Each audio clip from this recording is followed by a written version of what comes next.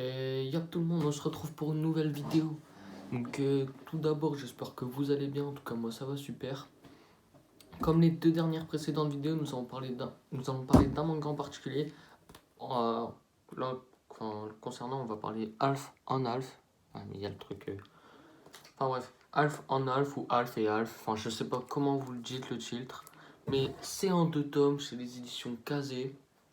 C'est un manga d'amour comme Your Name. Enfin, ouais, c'est dans le même genre. Tout d'abord, je vais vous lire le synopsis, je crois que c'est ça. Parce que vraiment, c'est ça qui m'a donné envie de commencer le manga. Donc, on n'a qu'une seule vie pour nous deux. Ça commence comme ça.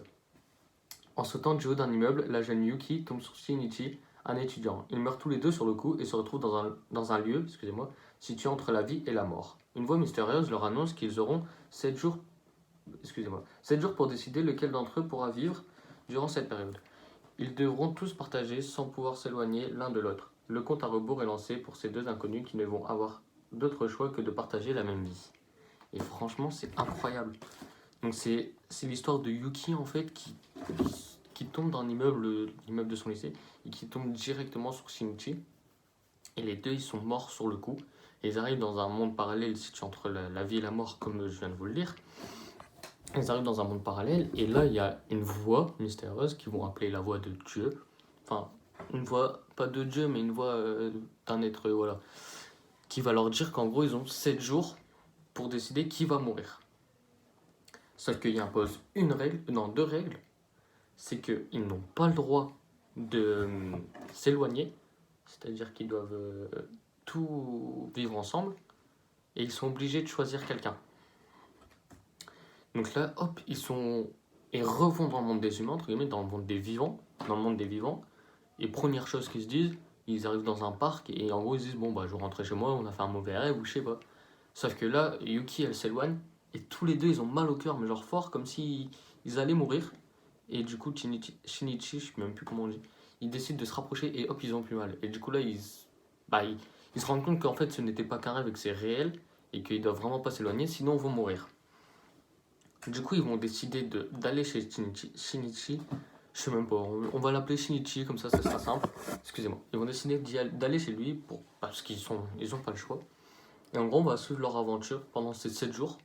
On va voir comment leur pensée.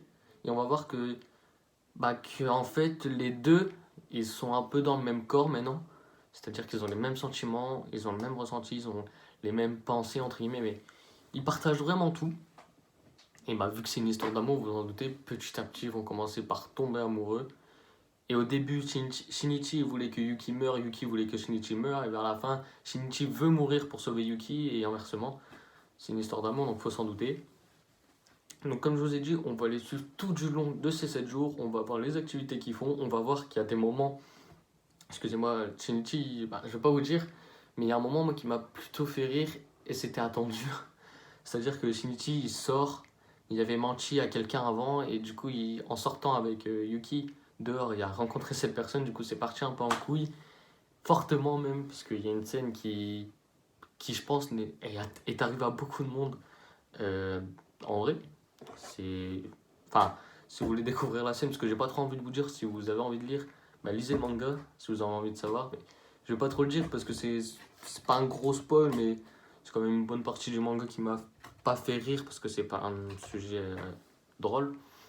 Mais c'est une partie qui a son importance dans le manga, je pense, parce que sans ça, les deux, enfin, en tout cas, Shinichi, enfin, bref, je vais rien dire. Mais sans ça, l'histoire, elle en serait pas là, je pense.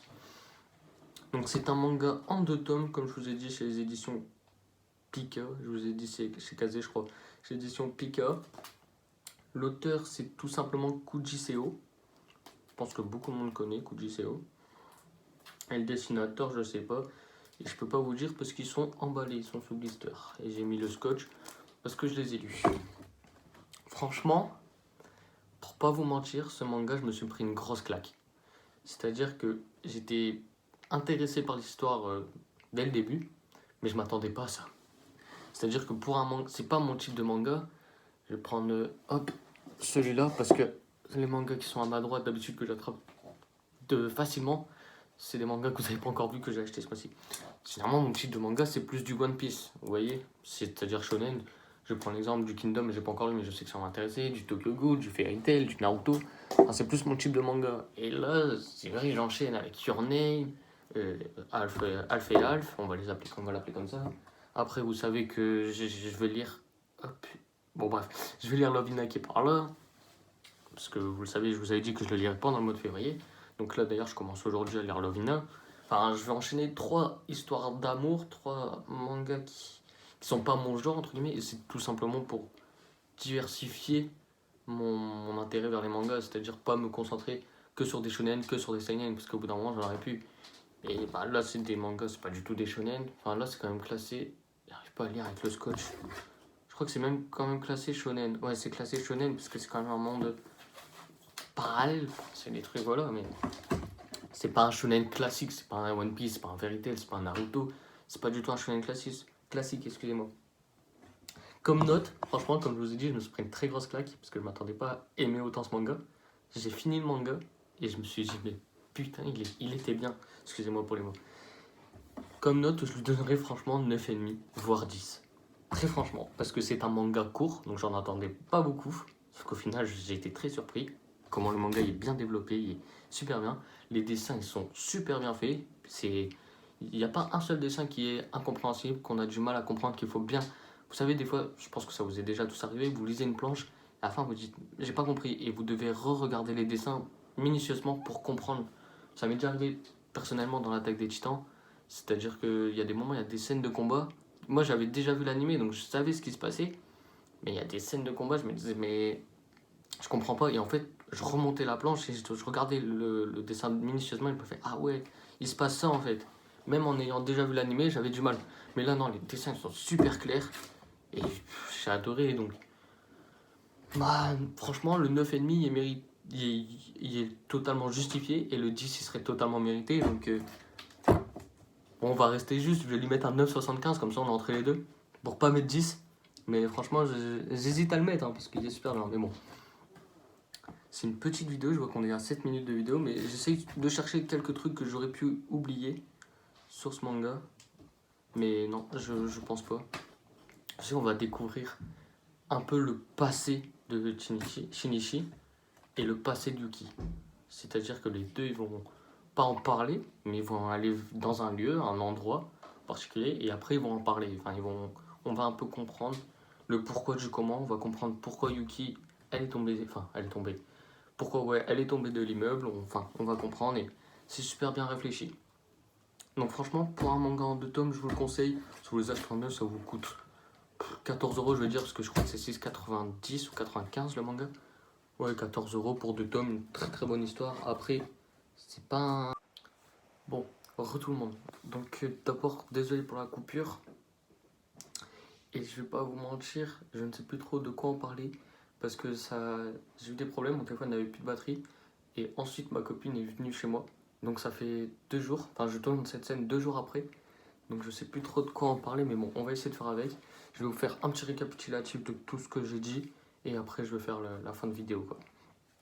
Donc Alpha en Alpha, un manga en 2 tomes chez les éditions Pika. 14 € à peu près le prix neuf, parce que c'est 6,95 je crois. Une petite histoire d'amour, bien sympathique.